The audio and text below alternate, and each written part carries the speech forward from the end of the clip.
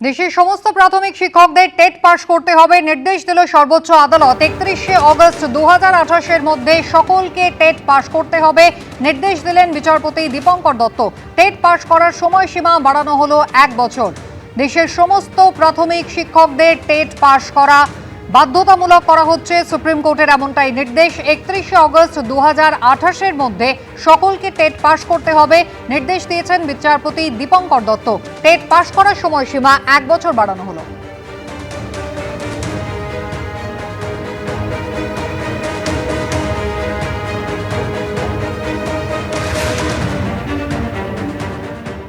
পরমব্রত চট্টোপাধ্যায় 2021-এ সমাজ মাধ্যমে তিনি একটি পোস্ট করেছিলেন, যাকে কেন্দ্র করে সম্প্রতি এফআইআর দায়ের হয়েছিল। সেই এফআইআর খারিজের আবেদন নিয়ে আদালতে এসেছিলেন অভিনেতা, যে মামলায় কলকাতা হাইকোর্টের নির্দেশ অভিনেতা পরমব্রত চট্টোপাধ্যায়ের বিরুদ্ধে গড়িয়াহাট থানায় যে মামলা দায়ের হয়েছে সেই তদন্ত চলবে। তদন্তে সব রকম সহযোগিতা করতে হবে অভিনেতা পরিচালককে। 2021 সালে সমাজ মাধ্যমে পরমব্রত চট্টোপাধ্যায় একটি পোস্ট করেছিলেন, যার ভিত্তিতে গড়িয়াহাট থানায় এফআইআর দায়ের হয়েছিল। এফআইআর খারিজের আবেদন নিয়ে আদালতে এসেছিলেন অভিনেতা পরিচালক পরমব্রত চট্টোপাধ্যায়। সেই মামলায় কলকাতা হাইকোর্টের নির্দেশ, মামলার তদন্ত চলবে। গড়িয়াহাট থানায় যে দায়ের হয়েছে যে মামলা, সেই মামলার তদন্ত আপাতত চলবে এবং অভিনেতা পরিচালককে তদন্তে সব রকমের সহযোগিতা করতে হবে। সৌভিক মজুমদার আমাদের প্রতিনিধি রয়েছেন টেলিফোন লাইনে। সৌভিক, পরমব্রত চট্টোপাধ্যায় যে আবেদন করতে এসেছিলেন এফআইআর খারিজে, সেই আবেদন মান্যতা পেল না আদালতে। কলকাতা হাইকোর্টের পক্ষ থেকে কি নির্দেশ দেওয়া হলো? দেখো, একেবারে প্রাথমিক পর্যায়ে শুনানি আজকে হয়েছে, ফলে পূর্ণাঙ্গ শুনানি এখনো পর্যন্ত হয়নি। কিন্তু এই মামলার যে মূল আবেদন রয়েছে সেটা হলো যে এফআইআরটাকে খারিজ করা হোক। কিন্তু আপাতত আজকে অন্তর্বর্তীকালীন কোনো নির্দেশ যে এফআইআর খারিজ করা হলো বা এফআইআর এর উপর স্থগিতাদেশ দেওয়া হলো, সেই নির্দেশ আজকে দেওয়া হয়নি। বলা হয়েছে যে ইনভেস্টিগেশনের মতো করেই চলবে এবং তার পাশাপাশি পরমব্রত চট্টোপাধ্যায়কে এই মামলার ইনভেস্টিগেশনের ক্ষেত্রে সমস্ত রকমের সহযোগিতা করতে হবে, সেই নির্দেশ দেওয়া হয়েছে। এবং তার পাশাপাশি কলকাতা হাইকোর্ট যেটা বলেছে যে অন্তর্বর্তী একটা রক্ষা কবচ হিসাবে আপাততভাবে 4 সপ্তাহের জন্য পাক আদালতের তরফ থেকে পরবর্তী নির্দেশ না দেওয়া পর্যন্ত পরমব্রত চট্টোপাধ্যায়ের বিরুদ্ধে কড়া কোনো পদক্ষেপ পুলিশ গ্রহণ করতে পারবে না। কিন্তু যেটা বলা হয়েছে যে মামলার ইনভেস্টিগেশনের ক্ষেত্রে আপাততভাবে বা এফআইআর এর ক্ষেত্রে আপাততভাবে কোনো রকম স্থগিতাদেশ নেই। মামলার চূড়ান্ত বিচার প্রক্রিয়া শেষ হওয়ার পরেই সেই সিদ্ধান্ত কলকাতা হাইকোর্ট গ্রহণ করবে। তুমি জানো যে 2021 সালের যে বিধানসভা নির্বাচন হয়, সেই বিধানসভা নির্বাচনের পরে সমাজ মাধ্যমে পরমব্রত চট্টোপাধ্যায় তিনি একটি পোস্ট করেন এবং অভিযোগ ছিল সেই পোস্টের পরেই একাধিক জায়গাতে অশান্তি শুরু হয় এবং বেলেঘাটার বিজেপি কর্মী অভিজিৎ সরকার তাকে খুন পর্যন্ত হতে হয় ওই পোস্ট করার এক ঘন্টা পরেই। ফলে এই ধরনের একটা অভিযোগ নিয়ে সম্প্রতি গড়িয়াহাট থানায় তার বিরুদ্ধে একটি এফআইআর দায়ের হয় এবং কলকাতা হাইকোর্টের একজন আইনজীবী তিনি এই এফআইআর দায়ের করেন এবং সেই এফআইআর এর ভিত্তিতেই কিন্তু যে এফআইআর খারিজের যে আবেদন ছিল সেটা নিয়েই পরমব্রত চট্টোপাধ্যায় তিনি কলকাতা হাইকোর্টে এসেছিলেন। এবং আজকে আরো একবার তোমাকে বলবো যে অন্তর্বর্তীকালীন নির্দেশ দেওয়া হয়েছে, সেই নির্দেশে বলা হয়েছে যে ইনভেস্টিগেশনের মতো করেই চলবে। পরমব্রত চট্টোপাধ্যায়কে সমস্ত রকম সহযোগিতা করতে হবে, কিন্তু আপাততভাবে 4 সপ্তাহের জন্য বা পরবর্তী নির্দেশ না দেওয়া পর্যন্ত পরমব্রত চট্টোপাধ্যায়কে গ্রেফতারের মতো কোনো কড়া পদক্ষেপ পুলিশ গ্রহণ করতে পারবে না। সুস্মিতা। সৌভিক, ধন্যবাদ। বিধানসভায় তৃণমূল বিধায়কদের সই বিতর্ক কাণ্ডে এবার বোলপুরের তৃণমূল বিধায়ক চন্দ্রনাথ সিনহার বাড়িতে গেল সিআইডি। গতকালই আপনারা দেখেছেন নয়না বন্দ্যোপাধ্যায় এবং বাহারুল ইসলামের বাড়িতে হ্যান্ডরাইটিং এক্সপার্টদের নিয়ে পৌঁছে গিয়েছিলেন অফিসাররা, আর আজকে সিআইডির আধিকারিকরা তাঁরা গেলেন বোলপুরের তৃণমূল বিধায়ক চন্দ্রনাথ সিনহার বাড়িতে। ভাস্কর মুখোপাধ্যায় আমাদের প্রতিনিধি রয়েছেন আমাদের সঙ্গে। ভাস্কর, গতকালকে পর ফের আজকে হ্যান্ডরাইটিং এক্সপার্টরা কি গেলেন চন্দ্রনাথ সিনহার বাড়িতে? এক্ষেত্রে ঠিক কি সমস্যা হলো?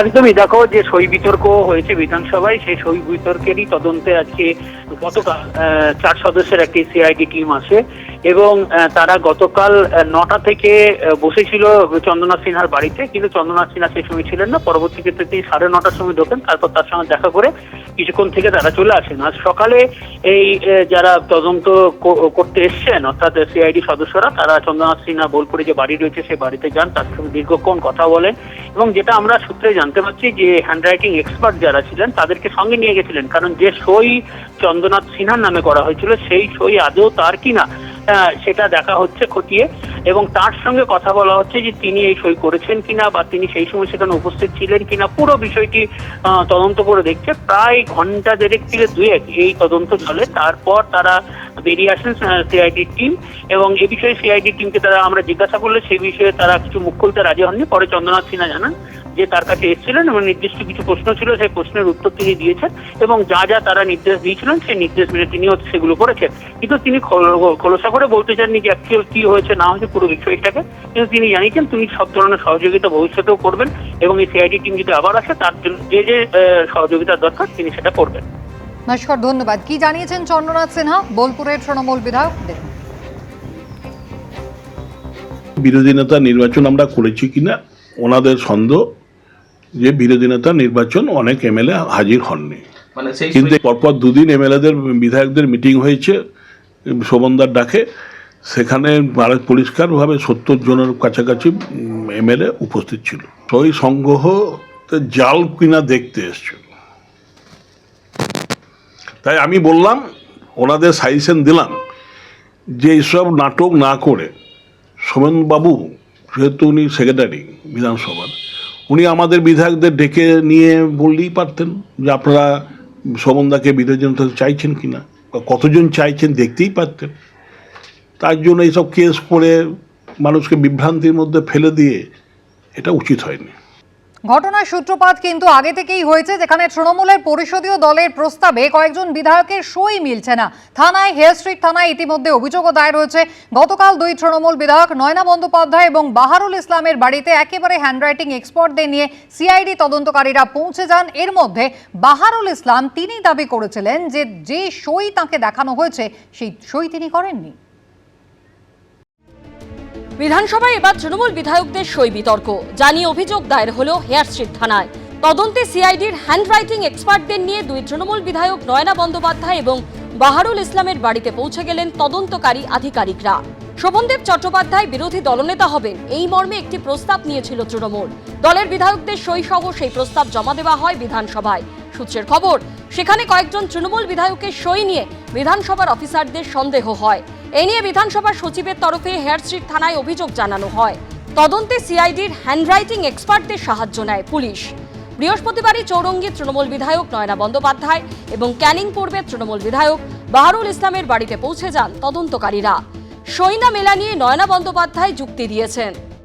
6 তারিখে আমাদের একটা সেলফি মিটিং ডাকা হয়েছিল দলীয় ভাবে, তো ওখানে আমরা যখন যাই তখন আমরা হাত তুলে সবাই মিলে শোভনদেব চট্টোপাধ্যায়কে, শোভনদাকে আমরা অপোজিশন লিডার আমরা সিলেক্ট করি। 4 তারিখ থেকে এতবার ব্লক লেটার্স লিখে তারপর কনস্টিটিউয়েন্সি লিখে সই করতে গেছি, সইয়ের জায়গা ছিল না। তো ডেটটা লিখে আমি বললাম তো শেষ হয়ে গেল, সই তো জায়গা নেই। তো বললো ঠিক আছে। তো আজকে সিআইডি এসছেন, 2বার এসছেন। আজকে যেহেতু ঈদের দিন আমরা নিশ্চয়ই রাস্তায় থাকি, তো উনি এসছেন, আবার এসে বিকেল বেলাও এসছেন। এসে তখন বললেন যে না, আমরা ভেতরে যাব না, আমরা এখানে এইটুকু জানতে এসছি, এটা কি আপনার লেখা? আমি বলছি হ্যাঁ, এটা আমার লেখা। দেখুন জায়গা ছিল না বলে আমি সই করতে পারিনি। ওনারা বললেন না, আপনার প্যান কার্ড দিন। প্যান কার্ড সিজ হলো, আবার সেটাকে জেরক্স হলো, আবার আমাকে সই করালেন। তবে ক্যানিং পূর্বের তৃণমূল বিধায়ক বাহারুল ইসলামের চাঞ্চল্যকর দাবি, তাকে যে সই দেখানো হয়েছে তা তিনি করেননি। আমাকে যখন বললো যে 6 তারিখ আপনি কোথায় ছিলেন, তো সেক্ষেত্রে আমি বললাম যে ভাঙড়ে পোস্টপোল ভায়োলেন্সের কারণে আমি 6 তারিখ তো বাড়ির থেকে বেরোইনি, আমি বাড়িতেই ছিলাম।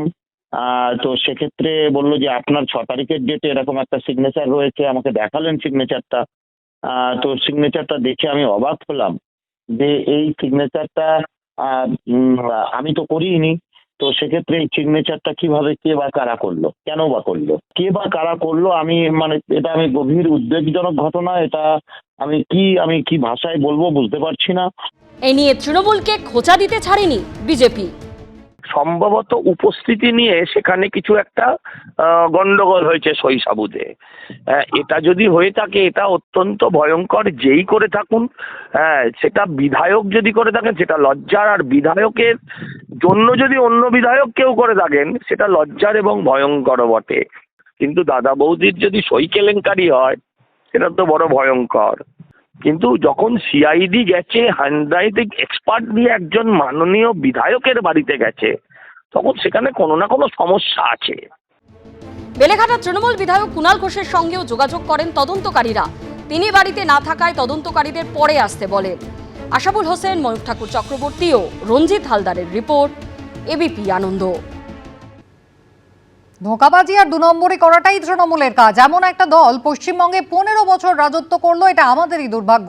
তৃণমূলের পরিষদীয় দলের প্রস্তাবে কয়েকজন বিধায়কের সই না মেলার প্রসঙ্গে এমনটাই মন্তব্য করলেন রাজ্যের পঞ্চায়েত ও গ্রামোন্নয়ন মন্ত্রী দিলীপ ঘোষ। পুরো ধোঁকাবাজি আর এই ধরনের 2 নম্বরই কাজ করার পার্টিটাতে সব। আর যে যত বড় 2 নম্বর তাকে তত বড় নেতা করা হয়, যত বড় ক্রিমিনাল ভ্রষ্টাচারী তাকে তত বড় নেতা করা হয়েছে।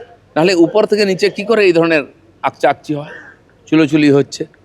দুর্ভাগ্য আমাদের পশ্চিমবাংলায় এমন একটা দল 15 বছর রাজত্ব করলো, মানুষ সহ্য করলো, যারা এনেছে তারা পরে চুপ করে গেল, বুদ্ধিজীবীরা ঝাঁপিয়ে পড়ে তাদের নেতৃত্ব করলেন, আজকে তারা মণি বাবা হয়ে গেছেন। এই পাপের ভাগ কে নেবে? এবিপি আনন্দ, এগিয়ে থাকে, এগিয়ে রাখে।